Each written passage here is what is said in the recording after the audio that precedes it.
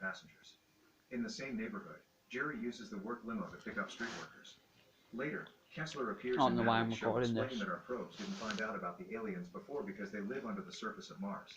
He also says he's always liked Natalie's work and flirts a lot with her, which explains why the government chose her show instead of a serious venue. It makes Jason even more jealous as I'm well. just watching movie Suddenly, recaps, TV signals all over the eating world ribs are interrupted when the Martian leader appears on with the screen, barbecue sauce. speaking a language humans can't understand and making a circular gesture with his hand. The White House holds an emergency meeting where Kessler explains his theories on Martian anatomy and insists they should be peaceful because they're smart. Another doctor presents his translation machine, but when he runs the Martian's transmission through it, only gibberish comes out. A few hours later, Jerry and Dale talk to the press, promising a diplomatic meeting with the aliens is in the works. Meanwhile, Billy's family and girlfriend see him out when he's leaving for the army base, and afterward, Richie drives Florence back to her nursing home. There, Florence spends most of her time listening to country music by Slim Whitman. In Las Vegas, Byron is going for his daily run when he's interrupted by Lamb, who needs Byron to beat up a guy for him that owes him money. Byron turns the job down, explaining he's trying to live an honest life now so he can get back together with his wife.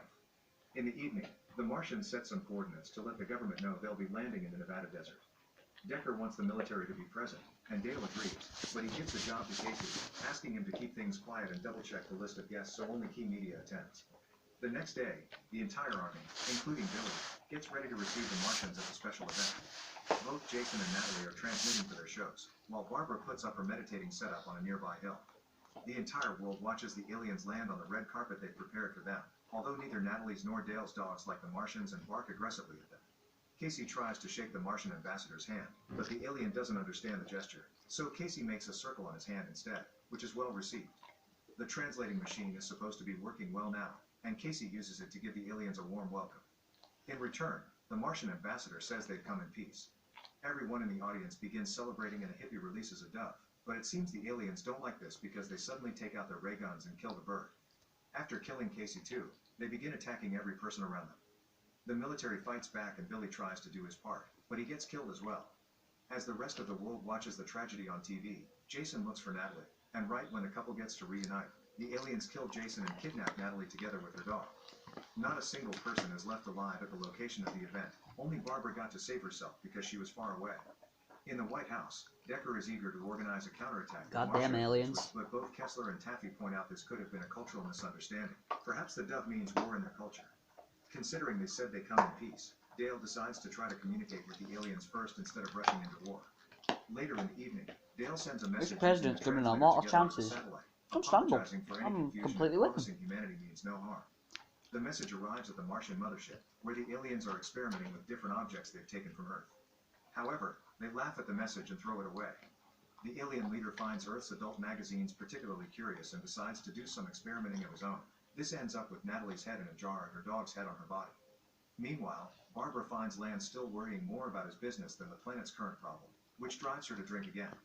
One of the few aliens that were killed by the military is now being inspected by Kessler, who discovers the Martian's body is full of a disgusting green goo. Byron calls his family to check on them and learns his sons will be going on a tour of the White House with their school. Sometime later, the Martians send a message back Why to can't I Earth, go issuing fucking a turds formal like that in apology high and asking school? permission to speak to I don't Congress, go to which the Dale fucking accepts. White House. The next day, the Or aliens land in whatever's like the Washington White for House in meeting, over but the in Secret Service doesn't Britain. allow Dale to attend as well. The Go on a Martian super ambassador jet to says a few America, words then for I can go to the Congress, White but they House. don't get to translate them before the aliens attack No. again, killing every politician in the room and kidnapping Kessler.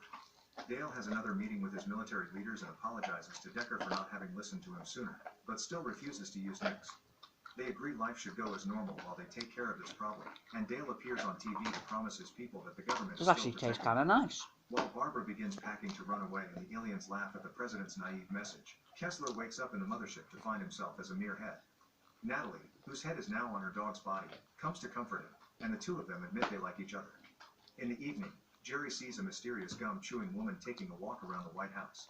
Trying too hard to impress her, he invites her to come into the White House with him, which she accepts with just a nod. In fact, silence is all the woman does as Jerry guides her to a hidden room. I look like an alien. Hand a lot. This is because she's a Martian in disguise and uses her ring to record everything for the mothership. Once they reach the room, Jerry kisses the woman, but he's bothered by the gum. He puts his finger inside her mouth to take the gum out, causing the alien to bite his finger off as the mask finally breaks. Then, the Martian kills Jerry, takes out a new piece of gum to munch on, and rushes out of the room to find the president. The assassination attempt doesn't go well though. Dale's dog barks at the stranger's presence and wakes its masters up. The dog ends up dying as the alien ignores the things Marcia throws and grabs Dale to hold him at gunpoint, but soon security comes in and kills the Martian without having to hurt the president. When the alien body is inspected later by scientists, they discover the piece of gum is actually highly concentrated nitrogen that the disguised alien was using to breathe in our atmosphere. The Martian leader is furious about this failure and gives an order to finally invade Earth properly. Kessler and Natalie continue to comfort each other with words while the Martians suit up and grab all kinds of weapons, from ray guns to robots, that they take with them to Earth for a full global attack. After destroying the Washington Monument, they go after the White House, where schools are still taking kids on tour and the president plus his family are being taken to safety. The aliens break in and begin shooting every person they see, no matter if they're adults or children. They also break a chandelier that falls on top of Marcia's head, killing her. Security manages to kill various aliens in return, which allows Cedric and Neville, who have come here with their school, to steal a pair of ray guns and use their video game experience to kill a bunch of Martians as well, giving Dale and Taffy the chance to escape. Dozens of spaceships surround the planet and attack every city and town they can find. Land is still trying to make business and ignores his clients' warnings when they see the aliens arrive, which gets everyone killed when the building they're in is shot down. Cedric and Neville return home and defend their mother while she calls Byron, but the call is cut short when the aliens destroy all the wires on the street. In Nevada, Barbara is trying to escape in her husband's private plane to the Tahoe Caves where she can't be found by the Martians, but she needs someone that knows how to pilot now that land is dead. The show of renowned singer Tom Jones is also interrupted by the aliens, who sneak in by taking the place of the backup singer. They're having a before they begin dance. killing everyone in the casino. Tom runs away and bumps into Byron, who knocks out a Martian and gathers some ray guns so they can defend themselves. Now Byron, Tom, Barbara, Cindy, and the rude gambler form a party to try to escape and lands plane as Las Vegas catches fire under the alien attack. Meanwhile, Dale is safe in his bunker with his military leaders when he receives a call from the French president, who claims he's made a deal with the Martians. Dale tries to warn him it's a trap, but it's too late. The aliens immediately begin destroying the French government as well. Feeling hopeless, Dale finally gives in and gives Decker permission to use nuclear bombs, but it's pointless. The Martians use a special gadget that absorbs the explosion and then takes it to the leader, who proceeds to swallow it with a laugh. Richie gets into an argument with his parents, who want him to stay behind and defend their home, but Richie prefers to leave and rescue Florence. This turns out to be the perfect timing, because as soon as he gets in his truck, an alien arrives piloting a giant robot and destroys every trailer in the area before going after Richie. Fortunately, the boy gets an idea and drives under a bunch of electrical wires, getting the robot to bump into them and get electrocuted. Outside the casino, the rude gambler disapproves of Byron being the leader and goes his own way, which causes him to bump into an alien. Trying to negotiate is pointless and the Martian kills him anyway, only for a second later to get killed by Barbara in revenge. Back to Richie, he arrives at the nursing home, which is already under attack, and rushes to Florence's room. A group of Martians is about to kill her, but when Richie comes in, Florence turns around and accidentally disconnects her headphones from the record player. This causes the song to be played through the speakers, and the aliens' heads start exploding, revealing their only weakness, Slim Whitman's Indian love call song. The Martian leader, together with two alien soldiers, breaks into the president's bunker and kills Decker by shrinking him and stepping on him. The rest of the security guards are killed with ray guns, and Dale decides to buy some time by giving a heartfelt speech about different cultures coming together to work as one. This makes the Martian leader cry, but as he comes closer to shake Dale's hand, it's revealed the fingers are just another gadget that kills the president as well. Meanwhile, the casino party finally reaches the plane, but there's a group of aliens together with the ambassador waiting outside the hangar. To buy his friends some time, Byron goes to the Martians and challenges them to a boxing match. He manages to knock out the ambassador, but then all the other aliens jump on him as revenge. Barbara and Cindy can only watch with sadness how Byron is beaten up by the green crowd as Tom flies them away. In Washington, Louise continues to protect her sons when a bad feeling takes over her. Richie and Florence are driving around town with Indian Love Call playing at full volume to kill every alien in the area. Eventually, they make it to the radio station, and they begin transmitting the song for the whole country to hear. Soon, everyone catches on to this tactic. People all around the world play the song on their stereos. The military walks the streets with tanks that are also playing it through their speakers, and the song is also transmitted to the spaceships that are still flying around the planet. As the ships begin crashing against each other and even the leader succumbs to the music, Kessler and Natalie confess their love for each other, kissing right before the mothership crashed into the sea. Peace has already arrived by morning. As workers begin piling up alien bodies, Taffy acts as a representative of the government and gives Richie and Florence the Congressional Medal of Honor in the ruins of the White House. In town, Louise puts her sons to work while trying to ignore the bad feeling in her chest. She hasn't got anything to worry about though. Byron is fine, and he's now arriving home to reunite with his family. In Tahoe, Barbara, Cindy, and Tom emerge from the caves completely unharmed. The local animals quickly surround them, and Tom decides to celebrate humanity's victory by singing It's Not Unusual. Make sure to subscribe and turn on notifications so you can watch more videos like this. So si basta. Maybe imposter. Welcome back to Movie Recaps.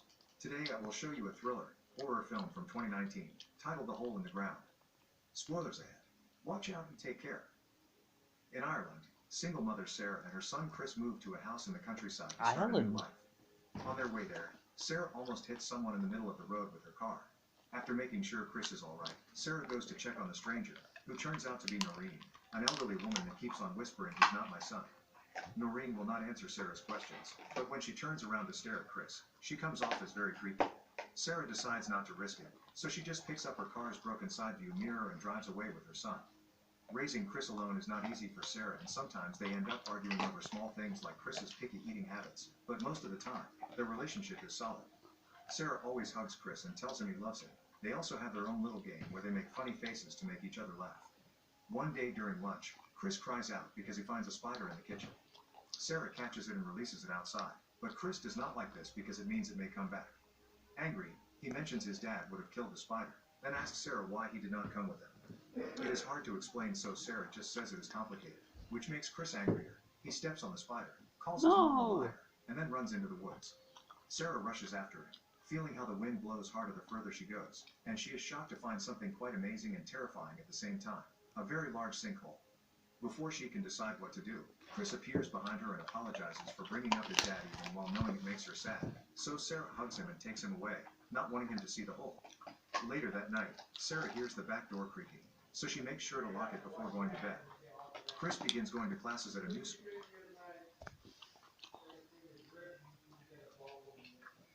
Yeah, greasy fingers.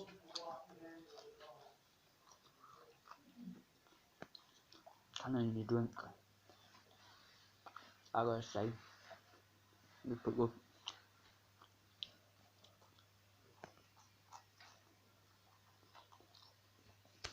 Didn't expect for having an actual good supper.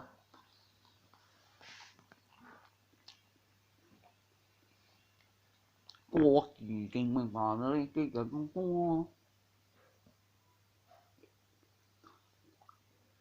kinh rồi.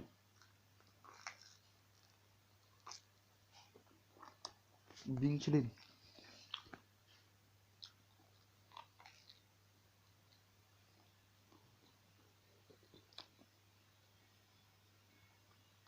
Hey Bobby, have you been Vinçlin?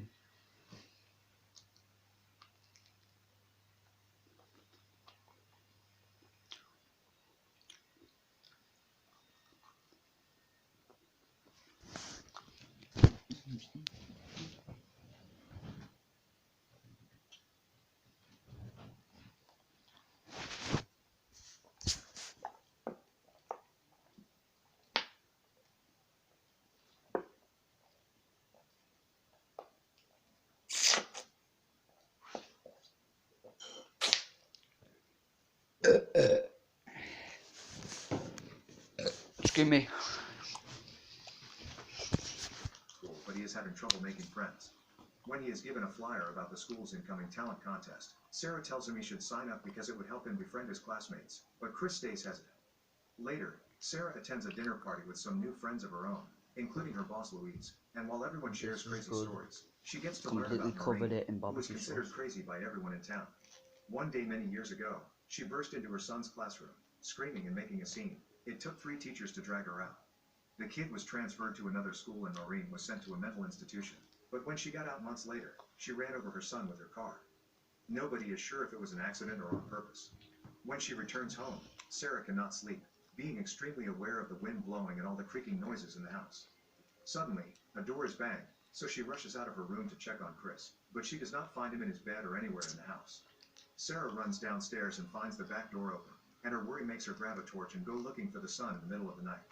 The forest is dark and creepy at this hour, so Sarah does not last long there. As soon as she hears some very strange noises, she runs back to the house and calls the police.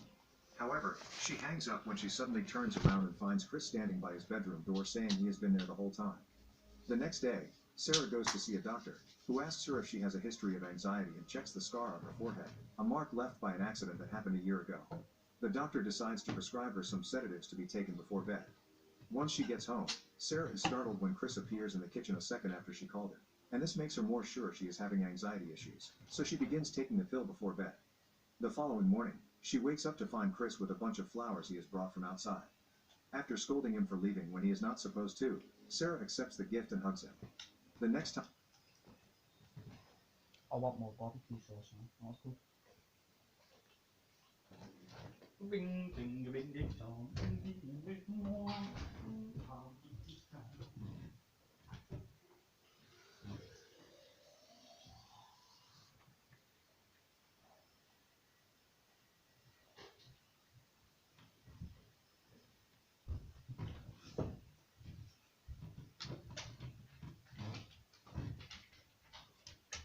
Republic of Thought.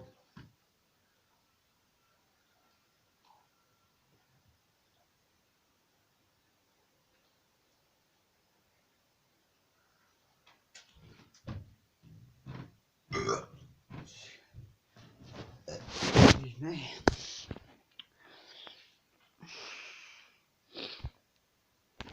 That was good.